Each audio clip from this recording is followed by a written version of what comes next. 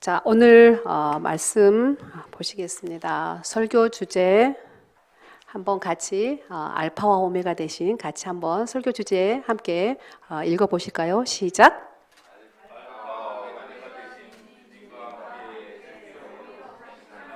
네, 알파와 오메가 대신 주님과 함께 슬기로운 신앙생활이라는 설교 주제를 가지고 요한계시록 말씀을 중심으로 한번 살펴보도록 하겠습니다. 같이 한번 오늘 주신 말씀 요한계시록 1장 8절, 6절, 13절 말씀을 함께 봉독하겠습니다. 시작. 주 하나님이 이르시되 나는 알파와 오메가라. 이제도 있고 전에도 있었고 장차 올 자요 전능한 자라 하시더라. 6절. 또 내게 말씀하시되 이루었도다. 나는 알파와 오메가요 처음과 마지막이라. 내가 생명수 샘물을 목마른 자에게 값없이 주리니. 13절. 나는 알파와 오메가요 처음과 마지막이요 시작과 마침이라. 이 본물 말씀에 제가 노랗게 표시를 해놓긴 했지만 공통적으로 들어가는 낱말이 있죠. 어떤 거죠? 네, 알파와 오메가. 자, 그래서 우리 알파와 오메가에 대해서 한번 보도록 하겠습니다. 알파 그러면 처음, 그리고 시작, 그리고 오메가는 마지막, 마침이라고 써져 있습니다. 저희가 지금 쓰고 있는 이제 저희 나라 사람들은 한글을 쓰시죠. 한글. 성경이 쓰여져 있던 그때 당시의 사람들도 자기 나라 말이 있었을 거예요. 이스라엘 사람들은 히브리어를 썼습니다. 자기 나라 말이. 그리고 그리스 사람들은 헬라어라는 말을 썼어요. 그리고 그리스 바로 옆에 로마가 있는데 그 로마 사람들은 라틴어를 썼죠. 이 라틴어가 나중에 이제 영국으로 가서 영국 사람이 쓰는 영어가 되었고, 그 영어가 이제 영국 사람들이 또 청교도들이 미국으로 가가지고 영어를 계속 썼죠. 그래서 지금 우리가 영어 공부하느라고 고생을 많이 하시죠. 자, 영어 할 때 A, B, C, D를 뭐라 그러죠? 알파벳이라 그러죠. A, B, C, D를 알파벳. 왜 알파벳이냐? 그 A가요. 우리는 A라고 영어로는 A라고 하지만 원래 그리스, 그러니까 라틴어 헬라어는 알파, 베타, 감마, 델타 이렇게 돼 있었어요. A, B, C, D라고 하는 거를. 그러니까 여기 보면 A, 알파가 가장 첫 글자죠. 그래서 A. 그러면 가장 마지막 자는 뭐예요? 오메가. 오메가. 영어로는 Z라고 하지만 그게 라틴어 헬라어는 오메가예요. 그러니까 처음은 알파, 마지막은 오메가. 네. 근데 이런 말이 사실 지금도 많이 쓰이고 있어요. 다음에서 보시면 아마 아실 것 같습니다. 보시면은 코로나 바이러스에 이 이름이 붙어 있어요. 자, 그러면 여러분들 코로나라는 이름은 어디서 붙었을까요? 코로나. 자, 코로나란 이름은 TV에서 간혹 코로나 바이러스 그 현미경으로 찍은 사진을 보여주면 모양이 예뻐요, 안 예뻐요? 되게 예쁘게 생겼어요. 빨갛게 생겼죠. 그리고 뭔가 돌기가 나 있잖아요, 그렇죠? 마치 그 왕관처럼 생겼다. 영어로 왕관을 크라운이라고 하거든요. 그래서 거기에 옛날 그리스 라틴어 말이 코로나예요. 그러니까 되게 예쁘게 생겨 있는 그 돌기, 우리 전문용어로 스파이크 프로테인이라고 하는데 이 돌기가 생겨 있는 모양처럼 생겨 있어 얘를 코로나라고 했습니다. 근데 이 코로나는 특이하게도 변형을 자꾸 해요. 그러니까 모양을 바꿔가는 거죠. 그 스파이크 프로테인의 모양이 바뀌기도 하고 개수가 달라지기도 하면서 계속 모양을 바꿔가는 바이러스의 특징을 갖고 있어요. 그래서 처음에는 코로나인 줄 알았더니 나중에 봤더니 얘가 모양이 또 바뀐 거예요. 변이를 한 거죠. 그래서 이제 이름을 붙이기 시작한 거죠. 가장 처음에 변이가 어디서 발견되냐면 영국에서 발견이 됐어요. 그러니까 가장 처음 알파죠. 그래서 알파 코로나가 된 거예요. 그럼 두 번째는 어디서 발견될게요? 남아공에서. 그럼 뭐가 될게요? 베타 코로나가 된 거죠. 그러다가 인도에서 또 모양이 바뀐 게 또 나온 거예요. 네 번째로. 그러니까 뭐가 될까요? 델타 바이러스가 된 거였죠. 계속 변형하다가 최근에 15번째로 변형이 되는 거예요. 이름이 뭐예요? 오미크론이 된 거죠. 오미크론. 사람마다 생사가 있죠. 그러니까 태어난 날이 있으면 이제 이 세상을 떠난 날이 있는데 우리 김경순 집사님 지난주에 생일이었다 그러죠. 생일 너무 축하드려요. 그런데 하나님께서는 각자 내가 태어난 날은 알지만 내가 언제 죽을지에 대한 것들은 잘 모르시잖아요. 만약에 역으로 내가 언제 이제 이 생을 끝날 거라는 것을 안다 그러면 어떤 일이 일어날까요? 저는 간혹 혼자 그런 묵상을 해보거든요. 사람이 자기가 이 세상을 떠날 날, 다시 말하면 돌아가신다잖아요. 천국에 돌아갈 날. 안 믿는 사람은 죽을 날이라고 하겠죠. 그 날을 안다 그러면 과연 우리가 어떻게 살까라는 생각을 해요. 감사하게도 하나님은 우리 마지막은 우리의 태어난 날은 알지만 끝나는 날은 모르게 하신 게 나는 은혜라는 생각이 들어요. 그렇다 그러면 되게 막 살 수도 있고 아니면 막 살다가 마지막에 약간 좀 착하게 살 수도 있고 뭐 여러 가지 있겠죠. 그러나 우리는 언제 갈지는 모릅니다. 혹시 여러분들이 모르는 길을 찾으실 때 혹시 또 자동차 운전할 때 내비게이션을 사용하잖아요. 여러분들은 내비게이션을 사용할 때 목적지를 입력을 딱 하고 나서 어떻게 찾아가는 건지 저는 팁을 하나 알려드릴 텐데, 만약에 제가 여기서 강원도 어디를 가려고 해요. 강원도를 가려고 하는데 거기 잘 몰라. 대충 큰 그림은 알지만 자세히 잘 몰라. 그러면 저는 이제 스마트폰 앱을 통해서 처음부터 끝까지 가봐요. 이렇게 계속 가보거든요. 끝까지. 한번 가보면 머릿속에 그림이 그려지거든요. 근데 어떤 사람들은 가보지 않고 그냥 그것만 의존해서 그냥 따라가다 보면 어디까지 가지? 이 개념이 안 생길 수 있는데 그걸 미리 한번 갔다 오면 머릿속에 그림이 그려지기 때문에 두렵지 않아요. 우리 인생도 그러지 않을까라는 생각을 저는 간혹 합니다. 특히 이 요한계시록은 우리에게 그 앞으로 미래, 우리가 살아가야 될 앞으로 내게 남겨진 인생, 이 땅의 삶에 대한 일종의 내비게이션 역할을 해주신 거죠. 그거를 알면 전혀 두렵지가 않고 죽음에 대해서 별로 여러분들이 두려워할 필요가 없어요. 왜냐하면 죽음 이후의 것들을 다 성경 말씀해 주시고 계시기 때문에 그걸 알고 있는 한 왜 두려워요? 전혀 두려움이 없습니다. 그래서 요한계시록 1장 1절 말씀에 우리 한번 다 같이 한번 말씀을 합독해 보도록 하겠습니다. 요한계시록 1장 1절 시작. 예수 그리스도의 계시라. 이는 하나님이 그에게 주사 반드시 속히 일어날 일들을 그 종들에게 보이시려고 그의 천사를 그 종 요한에게 보내어 알게 하신 것이라. 그러시죠. 요한계시록 이 계시록을 예수님께서 너무 제일 12제자 중에서 정말 사랑한 제자가 요한이었잖아요.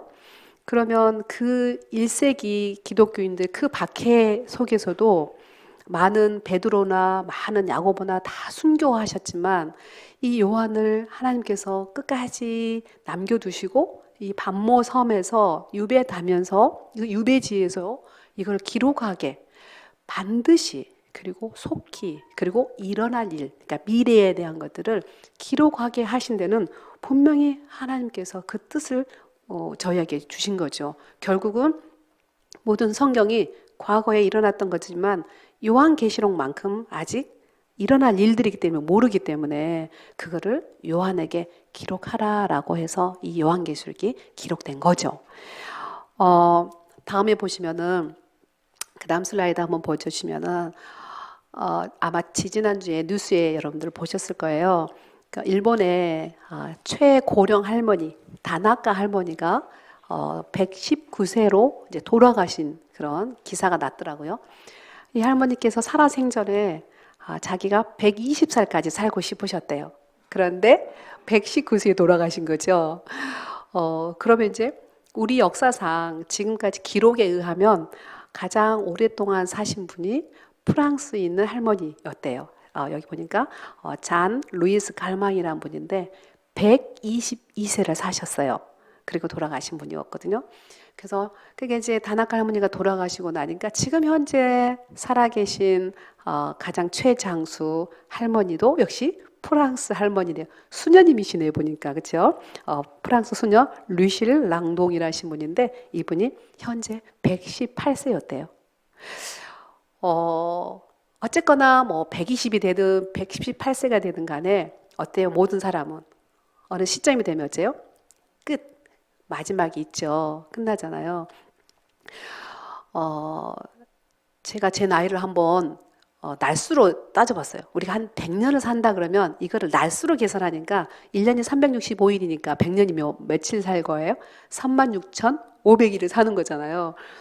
내가 얼마나 살았는가 계산했더니 제가 만으로 54니까 한 10,000일 좀 못 살았더라고요. 그래서 결국은 나는 예를 들어서 10,000일이 됐든 20,000일이 됐든 30,000일이 됐든 살다가 어느 때가 되면 가잖아요. 끝이 있는 거죠.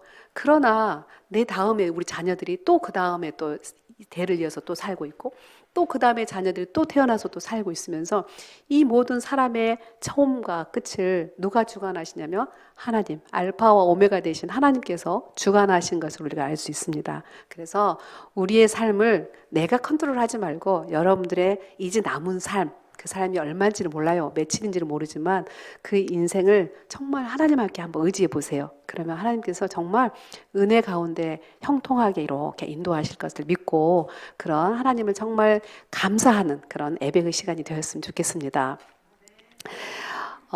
다음에 보시면 우리가 이제 알파 그러면은 처음이니까 우리 여기 성경 말씀에 보면 가장 처음에 쓰여진 성경이 뭐예요? 창세기죠. 네, 창세기.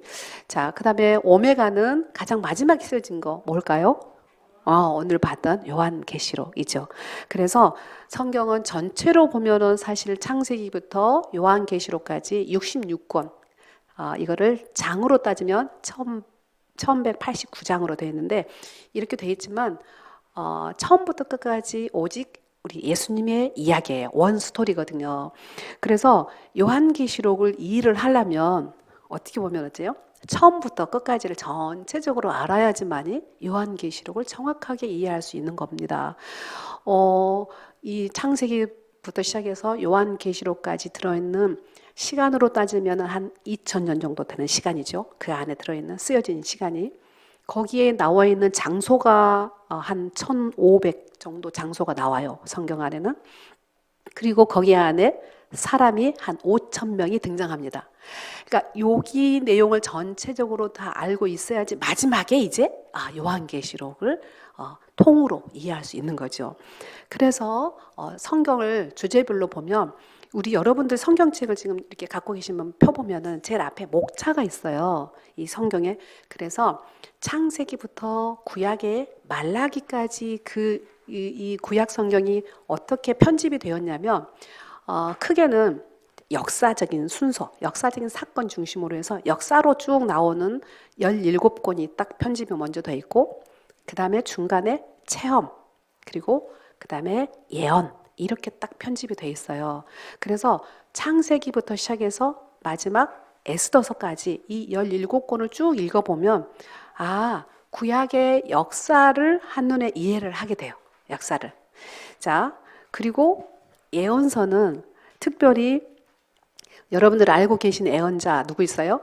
이사야도 있고 에레미야도 있고 그 다음에 호세아 여기 나오는 요엘, 아모스 뚝뚝뚝뚝 있고 마지막에 구약의 누구예요?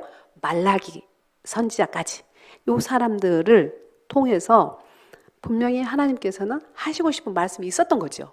자, 그래서 그 다음에 한번 보시면은 구약의 이 역사서 17권의 스토리를 한 5분 안에 제가 여러분들한테 요약적으로 할 수 있어요. 그러면 여러분들이 역사 17권만 그냥 쭉 봐들어도 이런 역사, 이 구약의 역사의 흐름을 알 수 있게 되는 거죠. 첫 번째 창세기부터 시작해 볼까요? 창세기 1장 1절에 하나님께서 천지를 창조하셨죠.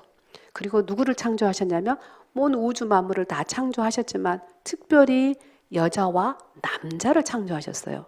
그리고 우리가 창세기에서 읽어보면 알겠지만 너무 좋으셨어요. 여자와 왜? 하나님을 닮은 하나님의 형상대로 만들었던 여러분들이 자녀를 딱 보면 나를 닮은 내 자녀를 보면 어때요? 너무 좋지요. 그런 마음이셨을 거예요. 그런데 묘하게 창세기 6장에 가서 보면은 여호와께서 사람의 죄악이 가득하고 그 생각하는 것이 너무 악하다는 걸 보시고 땅 위에 사람 지으신 것을 후회하셨다, 한탄하셨다, 마음에 근심하셨다라고 표시가 되어 있어요. 그래서 하나님께서는 이렇게 해서 창조한 게 아니었는데 이렇게 되니까 너무 마음이 아파서 그 악함을 조금 한번 노아의 홍수 사건을 통해서 한번 정화 작업을 하시죠. 그리고 나서 이제 이렇게 보시니까 많은 사람들 중에서 아브라함이라는 사람이 너무 하나님이 보시기에 너무 의로운 사람인 거야. 그래서 이 아브라함을 통해서 내가 또 다른 새로운 민족을 한번 만들어 봐야 되겠다 해서 이제 아브라함을 택합니다. 아브라함, 그다음에 이삭, 그다음에 야곱, 요셉 요 가문을 통해서 이제 민족을 만드셨는데 하나님께서는 이미 알고 계셨죠. 이 아브라함 후손들이 어떻게 앞으로 역사를 펼쳐 나갈 것인지. 이미 애굽에 들어가기 전에 창세기에 아브라함과 이런 말씀을 하세요. 창세기 15장에 아브라함에게서 너 반드시 네 자손들이 이방, 다시 말하면 애굽이겠죠. 이방에서 객이 되었는데 400년 동안 그들을 섬길 것이다. 그리고 네 자손들을 굉장히 괴롭힐 것이다. 이 애굽 사람들이. 그러나 내가 때가 되면 다시 이끌어낼 것이다. 라고 약속을 하셔요. 그대로 말씀대로 이루어지게 된 거죠. 그래서 이제 때가 되니까 하나님께서 모세라는 사람을 통해서 애굽에서 인도하시고 그리고 시내산에서 레위기 율법을 주시고 그리고 거기에 이제 여러 가지 광야 훈련을 하는 게 모세 오경인 거죠. 민수기, 신명기까지. 자, 그리고 이제 훈련을 받고 난 다음에 그다음에 여호수아라는 리더를 영적 리더를 세워서 가나안 땅으로 데리고 갑니다. 자, 가나안 땅에 갔을 때 이제 땅도 다 분배하고 가나안에 사는데 거기에 있는 원래 있었던 토착 원주민들하고 이거를 다 정리를 못하고 그냥 좋은 게 좋다 하고 있게 되다 보니 거기가 그 사람들이 믿는 이방 신들을 이 사람들도 같이 섬기는 거예요.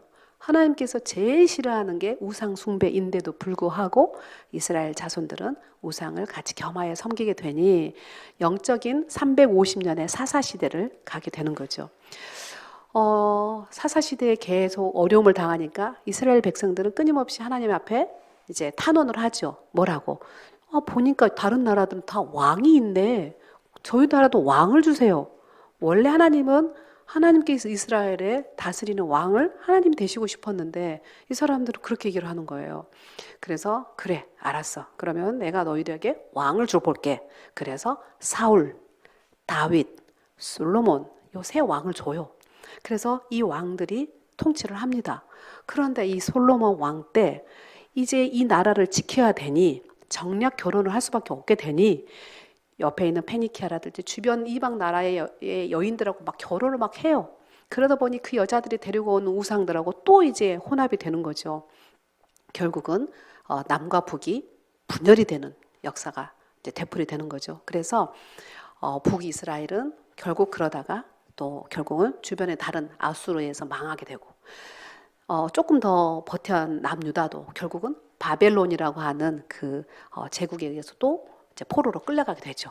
끌려갔다가 다시 하나님께서 다시 이스라엘 회복을 위해서 예루살렘으로 다시 회복을 시키는 거기까지 스토리가 바로 구약 성경의 역사서의 이야기예요.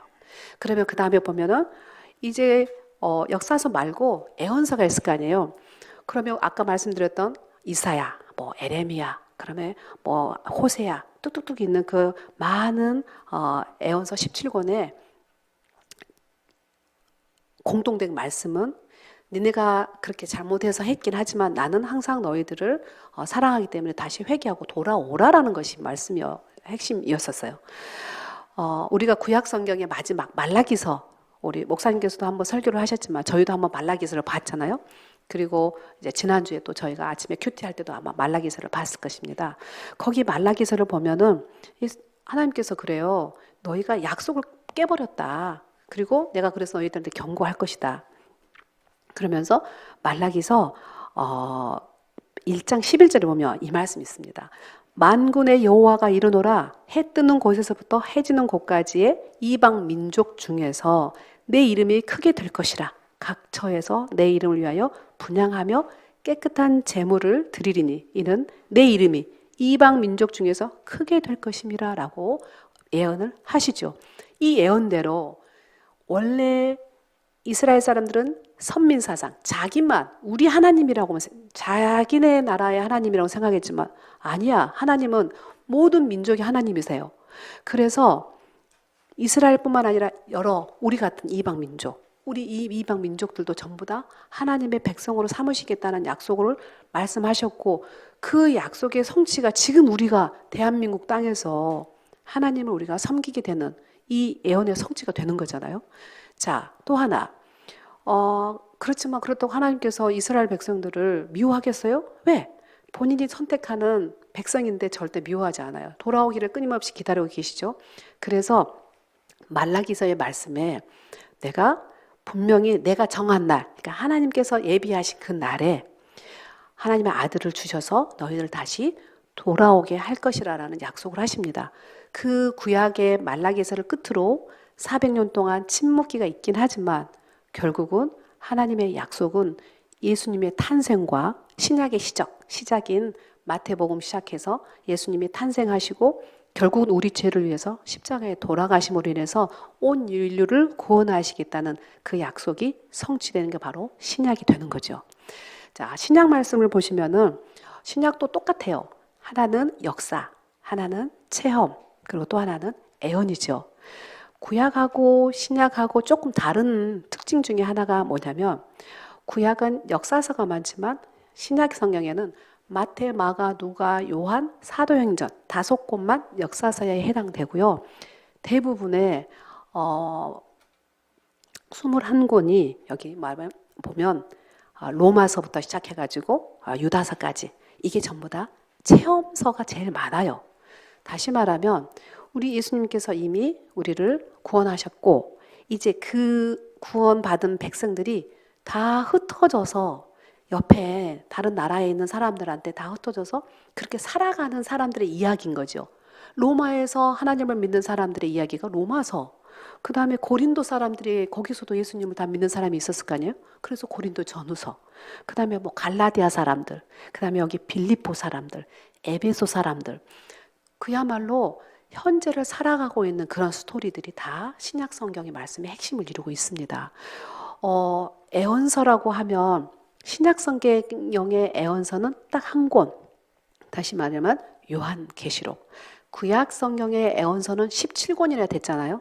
구약 성경의 애언서 17권의 애언대로 다 성취가 됐잖아요.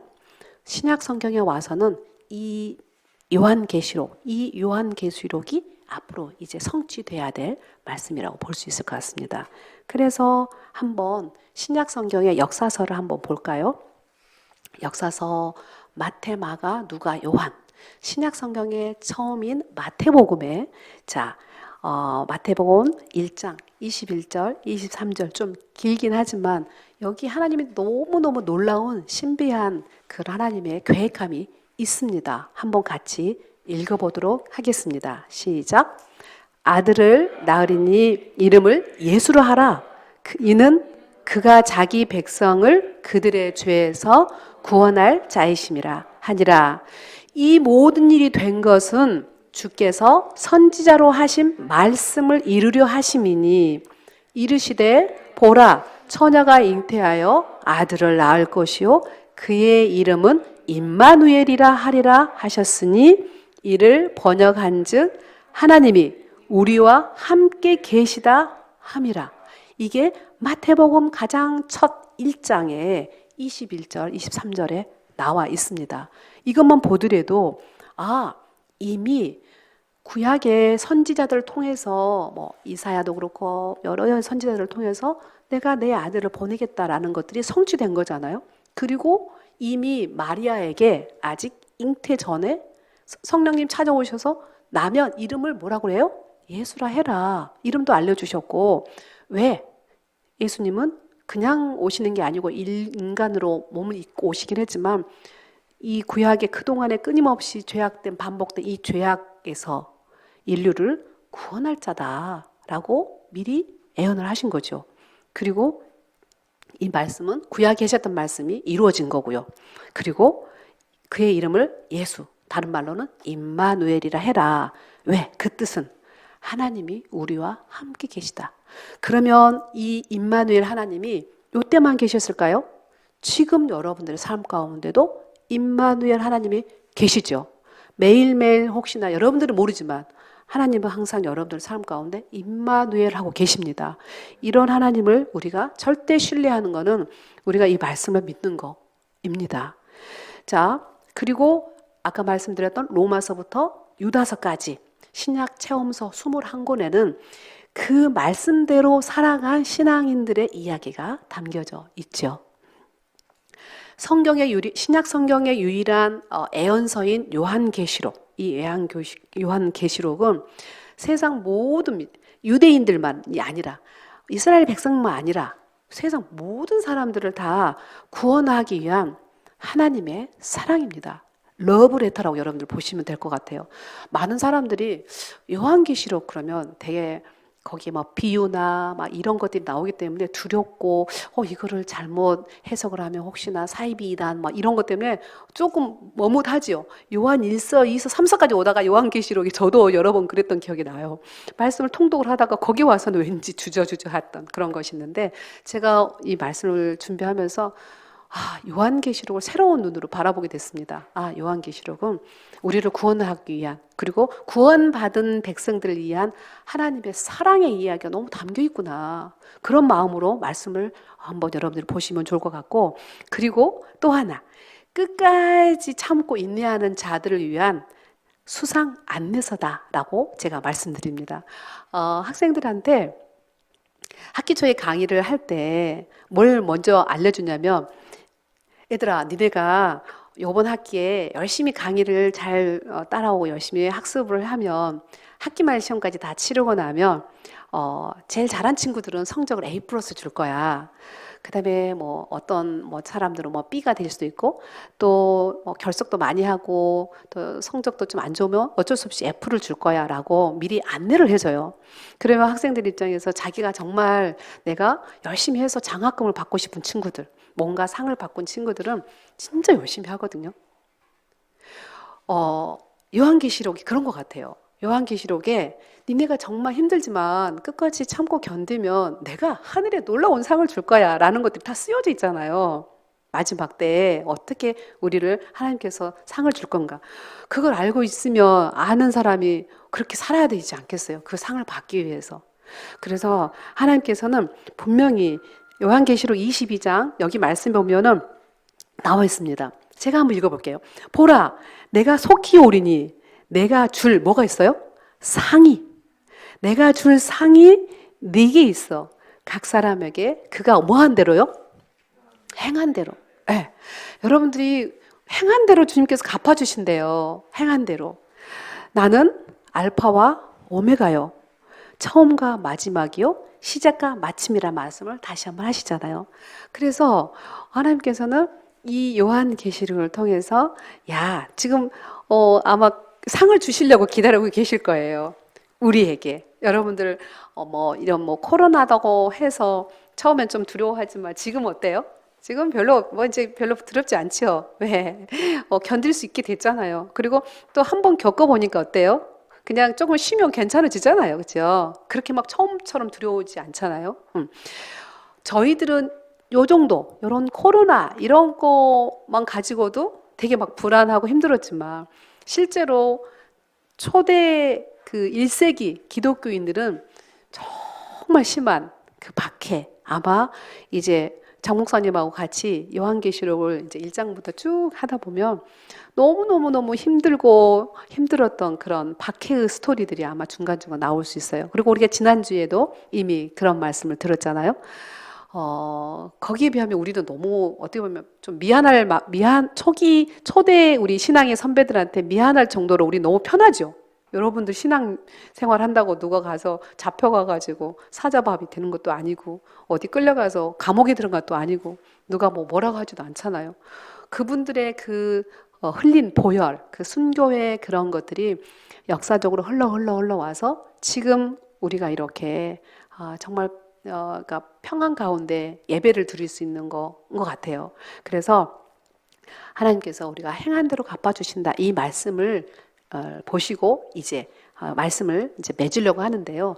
저는 이 말씀을 여러분들이 요한계시록 말씀을 앞으로 설교를 들으실 때 꼭 마음에 새겼으면 좋겠습니다. 그게 요한계시록 1장 3절 말씀입니다. 같이 한번 크게 읽어보도록 하겠습니다. 시작.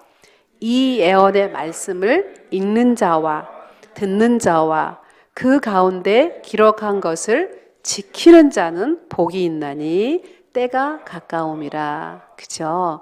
앞에서 말씀드렸던 상, 이게 여기서는 복 같은 의미라고 저는 생각합니다. 상을 받을 수 있는 것, 그 상을 우리가 축복으로 받을 수 있는 거죠. 보면 말씀을 읽는 자, 그 다음에 여러분들처럼 듣는 자, 그리고 정말 중요한 게 뭐예요? 그 가운데 기록한 거를 뭐 하는 자? 그럼요, 지키는 자. 지키는 자. 네, 많이 알아요. 우리 주변에 그 사이비 이런 사람들 보면은 막 요한계시록을 1장에서부터 22장까지 통째로 막 암기한대요. 그 사이비 이단 사람들은. 이 말씀 막 줄줄줄줄 막 암기해. 그러면, 그래 놓고 삶은 어때요? 삶은. 삶은 이상하게 살잖아요. 막 가족 다 뺏어가고 막 뭐 이상하게 가족들이 다 상처 있게 하고. 이거가 하나님의 뜻일까요? 절대 아니라는 거죠. 읽고 듣지만 말씀대로 살아가는 자, 지키는 자. 그래서 저희 올해 우리 교회 표어도 우리가 행함이 있는 믿음이라고 얘기한 것처럼 그래서 자 오늘 저와 함께 이 말씀을 예배를 마치는 이 상황에서 하나 실천해보는 하는 거를 한번 나눠보고 싶습니다. 요즘은 뭐 슬기로운 의사생활 이런 드라마도 있죠. 우리는 뭐 해요? 슬기로운 신앙생활 해야 되겠죠. 신앙생활, 슬기로운 신앙생활을 어떻게 할 건가. 근데 그 슬기로운 신앙생활은 한 번 하고 끝나는 게 아닌 것 같아요. 요즘 루틴이란 말 많이 쓰죠. 뭐 바른 생활 루틴이 막 이렇게도 쓰잖아요. 어떤 사람들은 나는 건강한 삶을 살기 위해서 루틴을 해. 그래서 보니까 코로나 이후로 사람들이 막 건강에 대한 뭐라 그러지? 그 강박증이 있는 것 같아요. 자, 면역이 답이다 막 해가지고 건강을 지키기 위해서 막 꾸준히 나는 하루에 뭐 10,000보를 걸어야 돼. 나는 이 건강하기 위해서 하루에 뭐 운동을 일주일에 몇 번을 해야 돼. 막 이런 것들이 있잖아요. 정말 필요하죠. 우리가 영육이 건강해야 되니까. 그렇게 루틴으로 한 것처럼 우리가 바른 신앙생활을 하기 위한 루틴을 한 가지만 실천을 해보도록 하겠습니다. 저하고 같이 이번 한 주간 해보고 되면 그 다음 주도 하고 또 되면 한 달간 하고 하다 보면 뭐가 돼요 이게? 1년, 2년 해서 끊임없이 루틴이 되는 거겠죠. 그래서 제가 그 팁을 하나 드리도록 하겠습니다. 저는 아침에 일어나자마자 일어나면 바로 무릎을 꿇고 하나님 앞에 하나님께 먼저 말씀을 드려요.